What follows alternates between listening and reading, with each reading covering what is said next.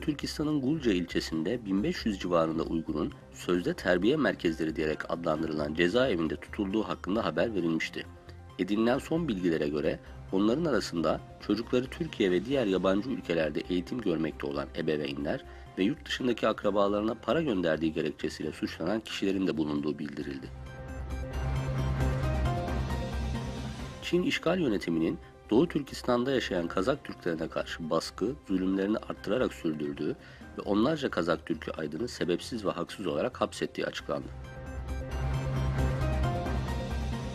Çin, Amerika Birleşik Devletleri'ne Kuzey Kore'nin nükleer programını geliştirmesine yardım ettikleri gerekçesiyle Çinli firma ve şahıslara yaptırım uygulanması yönündeki kararını durdurması çağrısında bulundu. Almanya Başbakanı Angela Merkel, ABD'nin sadece iç politikaya yönelmesi, dış politikada aktif olmaması durumunda asla büyük bir ülke olamayacağını belirtti.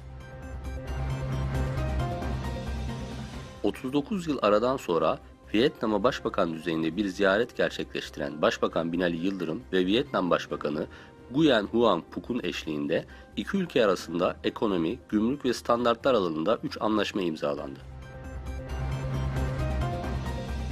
Katar'la İzmir Limanı arasında 5.000 tonu aşkın yük soğutma kapasiteli ilk direkt konteyner taşımacılığı hattının açıldığı belirtildi.